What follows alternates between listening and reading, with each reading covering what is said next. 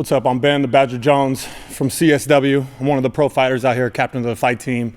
And I'm here to talk about the STX kickboxing program. You know, when I started at CSW, I had a very, very rudimentary base. I came from football. I played professional football.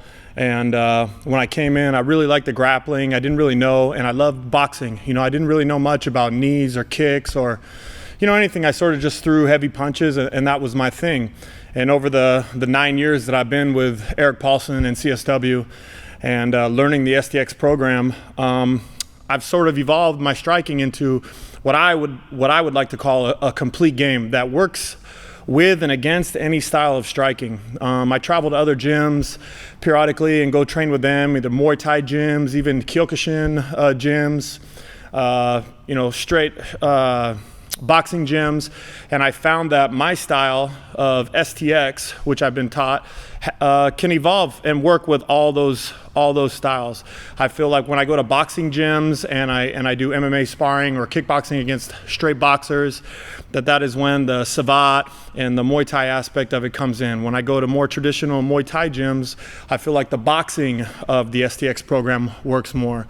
So I feel that the STX program is probably the most effective striking program on the market today. There's no holes in the game, and they use the most effective and most high percentage strikes and combos and kicks and knees, as well as the clinch work and the dirty boxing. So I feel that the STX is the most round, perfect, designed striking series or style for me. And I've been at CSW longer than all the other pros, so STX is what I do all the way. Okay. On this one, on the heavy bag, we use a banana bag. I really prefer the heavy bag, the really big heavy bag for striking. The banana bag's okay. It doesn't make you hit as hard as you would if you hit a big bag like this. The only problem is it's too low, so we're gonna hit the banana bag right now. Here's your biggest deal. You put a foot out in front of you, draw an imaginary circle around your body, around the bag here, and this is where I'm out of range. Now, as soon as I want to penetrate, I'm going to fake over that line. This is my fake, and my feint. My fake is with my hand, my feint is with my body, and my fake is with my hands, my tools. Feinting with the leg and the body and the shoulders and the head. High jab, low jab, and if he gets close, his elbow pops up high, so it's actually a short jab. Otherwise, his elbow stays nice and long. Long, nice and tight to the body. Don't pop that elbow out. Go straight out and straight back to the head. And double up. Good. Same thing with the cross now.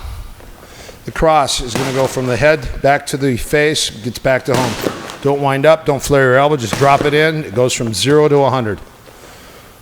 If he goes for the body, he pops his right elbow up. That's it. He drops his hips, drops his level.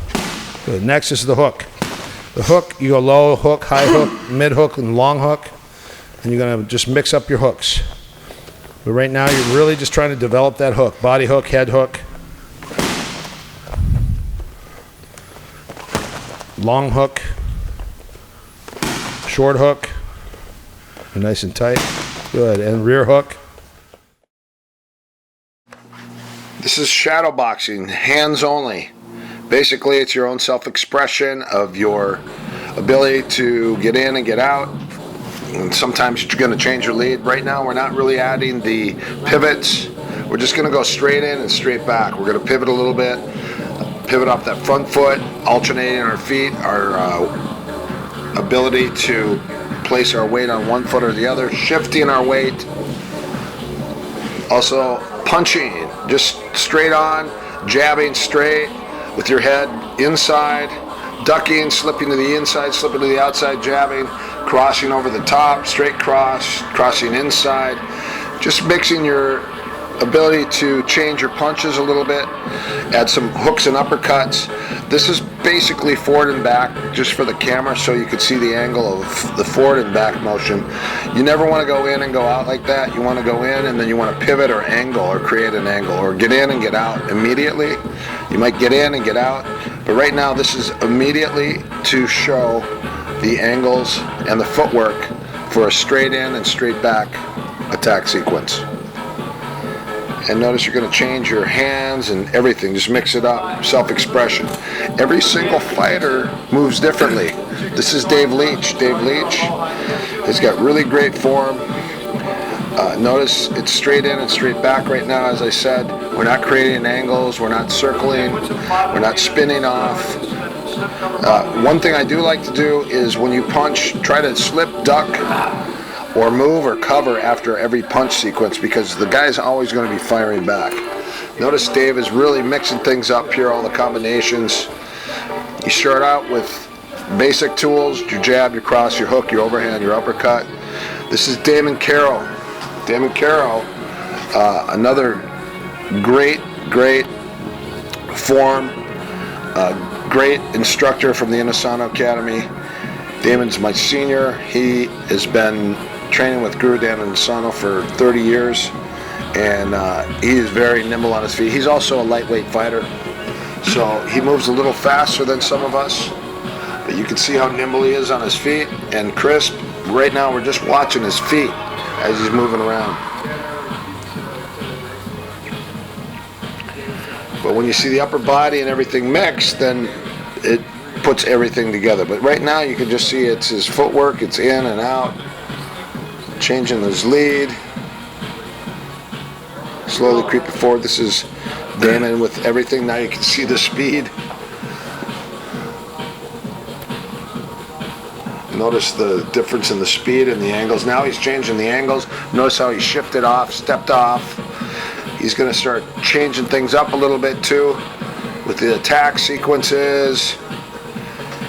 See the feet, the shifting there with the feet, very important. A lot of people don't do that. See, now he's creating an angle, circling, pivoting, circle step.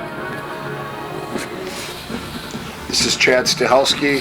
A heavier fighter, so you can see his footwork's a little slower than Damon's, but Chad, as the originator of this and a great kickboxing fighter, you can see that his footwork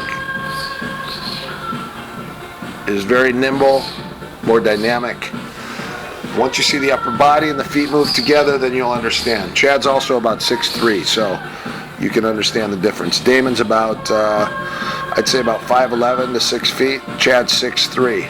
So there's a big difference in the size and the way people are going to be moving on their feet. Now you can see his upper body coming in. You can see his hands moving. There's the full-on pivot. Now he's just changing everything up. Watch as he just starts shredding here.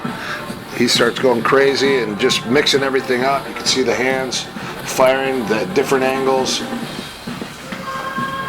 This was shot approximately 15 years ago. This was shot at a place called Boxing Works in Hermosa Beach, and I got everyone together, all the instructors at the academy that I was training with at the time, and got these guys together from the STX kickboxing class, and we put all the shadow boxing and all the movements together.